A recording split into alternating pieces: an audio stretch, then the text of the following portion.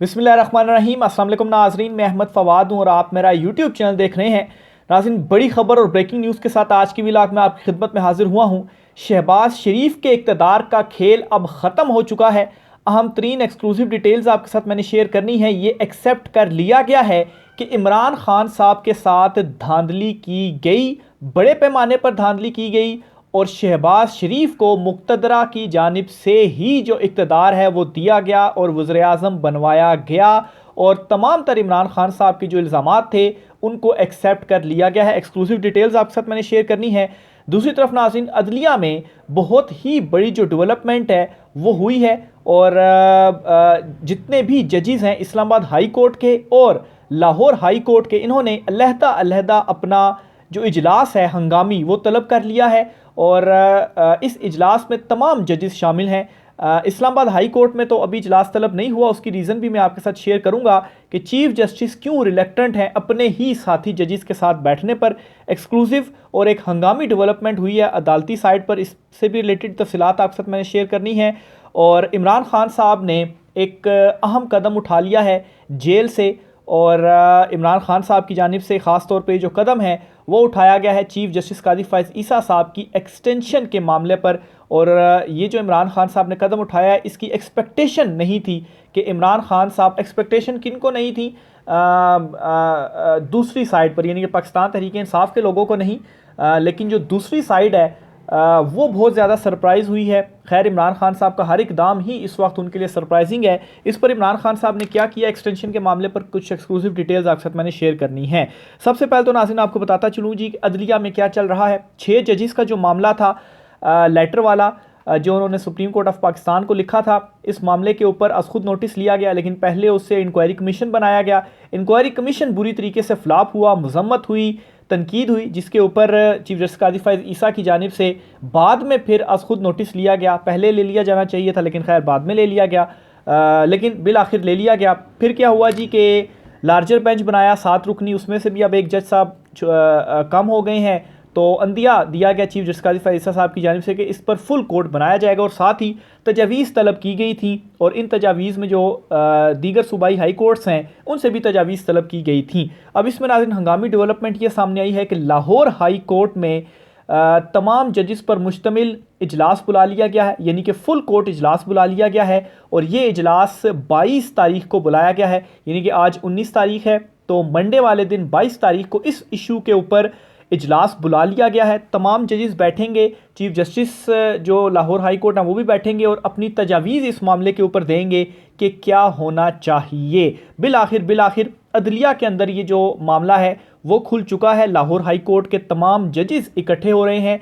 ना सिर्फ Lahore high court बल्कि इस्लामाबाद हाई कोर्ट में भी एक बड़ी डेवलपमेंट सामने आई है और वो डेवलपमेंट ये है जी कि इस्लामाबाद हाई कोर्ट के जो सारे जजेस हैं उनसे भी तजावीज़ तलब कर ली गई हैं कि इस मामले पर आपके ख्याल के मुताबिक किस तरह से एक्शन लिया जाना चाहिए। और इस्लामाबाद हाई कोर्ट में चीफ जस्टिस आमिर फारूक साहब को मिलाकर कुल 8 जजेस हैं, जिनमें से 6 जजेस ने तो लेटर लिख दिया था और पीछे 2 जजेस बाजी, एक चीफ जस्टिस आमिर फारूक और एक जस्टिस मियां गुल हसन औरंगज़ेब। बहरहाल इन तमाम जजेस से जो तजावीज़ हैं वो इस्लामाबाद हाई कोर्ट में भी मांग ली गई हैं। लेकिन अब यहाँ पर एक मसला ये है कि अभी तक इस्लामाबाद हाई कोर्ट के तमाम जजेस पर मुश्तमिल एक फुल कोर्ट इजलास नहीं बुलाया गया और इस हवाले से कुछ अनकन्फर्म्ड इतलात हैं कि 22 अप्रैल मंडे वाले दिन ये तय किया जाएगा कि फुल कोर्ट इजलास बुलाया जाएगा, नहीं बुलाया जाएगा, या जो तजावीज़ इसी तरह से दी जाएंगी उसी को ही देख लिया जाएगा, क्योंकि मेन मकसद यही है कि तमाम जजेस की तजावीज़ आ जाएं और वो जो है वो आगे पहुंचा दी जाएं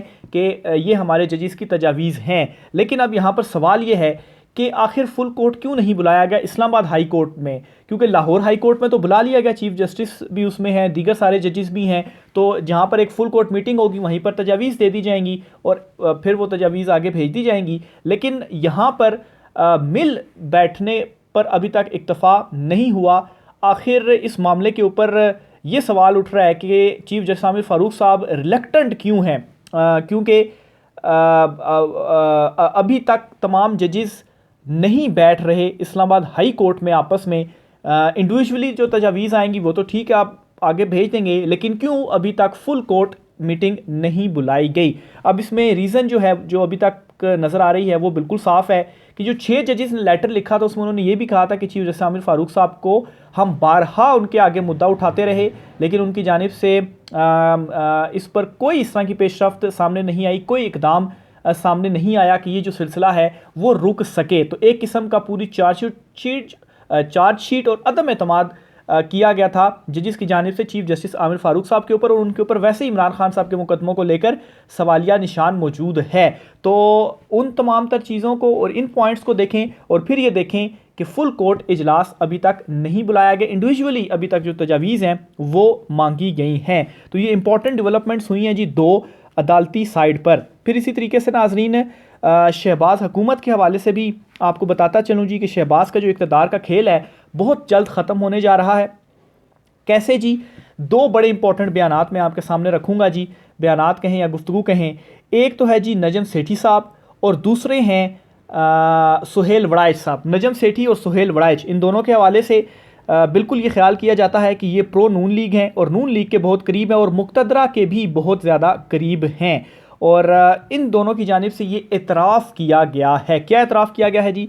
पहले तो मैं आता हूँ नजम सेठी के ऊपर। नजम सेठी साहब ने कहा है जी कि खान साहब जो बातें करते हैं अवाम के दिलों में, अवाम के दिलों की बातें करते हैं। इमरान खान का फ़लसफ़ा कुछ और है, दूसरी जमातों के लोगों का कुछ और है।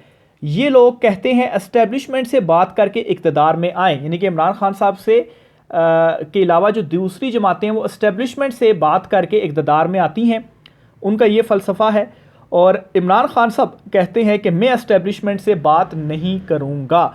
ये नजम सेठी साहब जो है इन्होंने ख़ुद इकरार कर लिया, और ये बातें जो है वो दबे लफ्ज़ों में कही जाती थी लेकिन खुल कर ये बात नहीं की जाती थी। एक तो नजम सेठी का बयान आपने जहन में रखना है, ये गुफ्तगू। दूसरे नंबर पर जी सुहेल वड़ाइच साहब क्या कहते हैं? वो कहते हैं जी कि नवाज़ शरीफ को वज़ीर-ए-आज़म ना बनाकर मुक़्तदरा ने गलती की, डिलीवर तो नवाज़ ने ही करना था, शहबाज ने नहीं करना था। अब ये जो कहा है सुहेल वड़ाइच साहब ने, इसमें 3-4 बड़े एतराफ़ हैं जो वो कर रहे हैं। क्या? एक तो ये कि नवाज़ शरीफ का जो अचानक से एंटी एस्टेब्लिशमेंट बयानिया सामने आया है, एक तो वो लाइन टो कर रहे हैं क्योंकि एक एंटी एस्टेब्लिशमेंट बात उन्होंने कह दी कि मुक़्तदरा लेकर आती है वज़ीर-ए-आज़म को, और मुक़्तदरा ने नवाज़ शरीफ को वज़ीर-ए-आज़म ना लाकर बड़ी गलती की। फिर जी वो इसमें ये मान रहे हैं कि इक़्तिदार जो है वो वाकई मुक़्तदरा देती है, और अभी भी जो इक़्तिदार है वो शहबाज शरीफ को मुक़्तदरा नहीं दिया है, और शहबाज शरीफ एक चुनतखब वज़ीर-ए-आज़म हैं। फिर वो ये इकरार कर रहे हैं, इसमें मान रहे हैं कि शहबाज शरीफ अवाम के वोटों से नहीं आए, या मुस्लिम लीग नून को जो सीटें मिली हैं वो अवाम के वोटों से नहीं है बल्कि वो मुक़्तदरा ने दिलवाई। फिर इसी तरह से जी पाकिस्तान तहरीक इंसाफ के साथ वाकई धांधली हुई है। ये खैर बिल्कुल इस तरह से बात थी कि सब कुछ ओपन था आवाम के सामने, सबको मालूम था कि धांधली हुई, इमरान खान साहब की सीटें छीनी गई। लेकिन दूसरी साइड से जो है वो ये अपना बयानिया बना रहे थे कि धांधली नहीं हुई और ये है वो है। लेकिन अब इनके अपने ही जो प्रो लोग हैं वो ये एतराफ़ कर रहे हैं, और खुले आम वो टीवी कैमरों के सामने इन बातों का एतराफ़ कर रहे हैं। और ये जो चौथी इंपॉर्टेंट बात थी इनके बयान में कि जिसमें उन्होंने एतराफ़ कर लिया कि पीटीआई के साथ जो धांधली है वो हुई है। तो अब नाजरीन इन दोनों चीज़ों को आपने सामने रखना है। और फिर शहबाज शरीफ साहब की जानिब से जो नवाज़ शरीफ ने जो एक लाइन तो की हुई है, और एक पूरा जो कंपेन आप कहें एंटी एस्टेब्लिशमेंट के वो इस वक्त चलाई भी जा रही है, और ये इतराफ़ भी कर रहे हैं। तो शहबाज शरीफ साहब जो हैं उनका जो ये तख्त का खेल है अब ज़्यादा देर तक नहीं रह सकता। अब ये लोग भी बात करना शुरू हो चुके हैं कि और साथ में इसमें ये भी एतराफ़ करते हैं, जो नजम सेठी का एस्टेब्लिशमेंट के हवाले से बात बयान है जी, गुफ्तगू है कि खान साहब कहते हैं मैं एस्टेब्लिशमेंट से बात नहीं करूंगा, यानी कि इमरान खान साहब को पैगामात पहुंचाए जा रहे हैं। इमरान खान साहब डील से साफ इनकार कर रहे हैं, बात करने को वो तैयार नहीं है इवन के एस्टेब्लिशमेंट से भी। तो ये कुछ ही टाइम है, और ये इसी वजह से ये चीज़ें सामने आ रही हैं कि अब पानी सर से ऊपर जा चुका है, हुकूमत ज़्यादा देर तक कायम रह नहीं सकती है, ये सबको मालूम है। और इसी वजह से नवाज़ शरीफ अपना एंटी एस्टेब्लिशमेंट बयानिया लेकर आगे चल रहे हैं, और ये भी उसी लाइन को टोक कर रहे हैं कि जैसी शहबाज की हुकूमत गिरी तो हम ये बयानिया ले आएंगे एंटी एस्टेब्लिशमेंट, और कहेंगे कि एस्टेब्लिशमेंट ने गिरा दी है और वो खान से डीले कर रही हैं। और दूसरा एस्टेब्लिशमेंट जो है चूँकि बात करना चाहती है, और ख़ान साहब अगर इंगेज हो जाते हैं तो फिर हमारा क्या बनेगा, कोई ना कोई जो बयानिया है वो तो हमारे पास होना चाहिए। तो ये जी इस वक्त पॉलिटिकल साइड पर जो कुछ इंपॉर्टेंट डेवलपमेंट्स हैं वो हुई हैं। इमरान खान साहब ने चीफ जस्टिस काजी फाइज ईसा साहब को एक लेटर लिखने का जो फैसला है वो किया है। डिटेल्स नाज़रीन नहीं है जी कि चीफ जस्टिस काजी फाइज ईसा साहब की एक्सटेंशन वाला जो मामला था वो काफ़ी टाइम से इस वक्त ज़ेर लब है।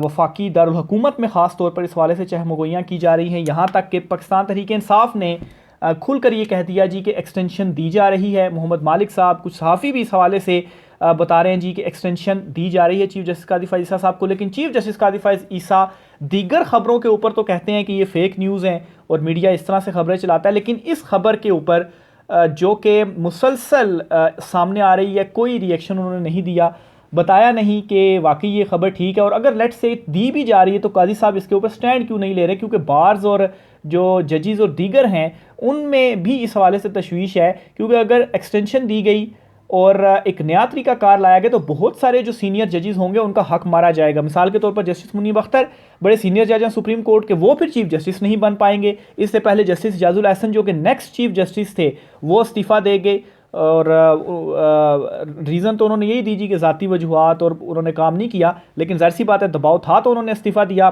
बहरहाल इमरान खान साहब ने अब ये डिसीजन लिया कि वो काजी फाइज ईसा साहब को ख़त लिखेंगे और उसमें ये कहेंगे कि ये जो एक्सटेंशन वाला मामला है आप एक्सटेंशन ले रहे हैं या आप एक्सटेंशन नहीं ले रहे। तो वैसे तो चीफ जस्टिस काजी फाइज ईसा साहब के हवाले से जो एक इमेज पहले उन्होंने बिल्डअप करने की कोशिश की, या बहुत सारे सहाफ़ी उनके हवाले से उनकी एक इमेज बताया करते थे, बड़े इनकलाबी वो जज हैं, चीफ जस्टिस बनने के बाद टोटली डिफरेंट वो नज़र आए।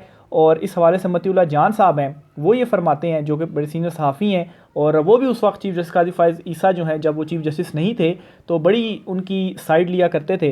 वो ये कहते हैं कि जब आपका मकसद ही एक चीफ जस्टिस की कुर्सी तक पहुंचना हो तो फिर तमाम असूल क्या, तमाम कायदे क्या, सब कुछ आप कुर्बान कर देते हैं। तो ज़ाहिर सी बात है इनडायरेक्टली उन्होंने चीफ जस्टिस काजी फाइज ईसा साहब के हवाले से ही इशारा करते हुए ये बात कही। तो बहरहाल जी ये इमरान खान साहब लिखने जा रहे हैं लेटर, और फिर इसी तरह से जी इस लेटर में इंसाफ जो पाकिस्तान तहरीक इंसाफ को नहीं दिया जा रहा, इस मामले पर भी इमरान खान साहब उस लेटर के अंदर जो जिक्र है वो करेंगे। तो चीफ जस्टिस काजी फाइज ईसा साहब अभी तक तो तमाम मामलात में खामोश हैं। देखें जी कि ये जो लेटर है इस लेटर के ऊपर फिर चीफ साहब का क्या जो रिएक्शन है वो सामने आता है। आखिर में नाज़रीन एक और बड़ी खबर है वो आपको देता चलूँ। शानदाना गुलजार साहिबा हैं, उन्होंने एक बड़ा इंपॉर्टेंट जो बयान है वो दिया है। बयान आपके सामने रखता हूँ जी। वो ये कहती है कि एक मगरबी मुल्क के सफ़ीर ने कहा इमरान को छोड़ दें, पीटीआई ख़त्म होने वाली है। यानी कि ये पहले की बात है जब पाकिस्तान तहरीक इंसाफ के ऊपर अभी क्रैकडाउन नहीं था। तो उस पर ये कहती हैं जी कि उस वक्त एक मगरबी मुल्क के सफ़ीर ने कहा था जी कि इमरान खान को छोड़ दें, पीटीआई ख़त्म होने वाली है। अब उनको ये चीज़ कैसे पता चली? फिर अब आप देखेंगे इमरान खान साहब का जो रिजीम चेंज वाला बयानिया है उसमें इमरान खान साहब क्या कहते हैं जी कि ये कैसे उनके अगेंस्ट रिजीम चेंज हुआ।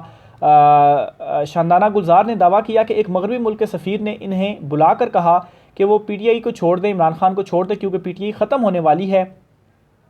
उन्होंने ये कहा जी कि पार्टी में सीनियर रहनुमाओं को नज़रअंदाज किए जाने का जो एक शिकवा था वो भी उन्होंने किया।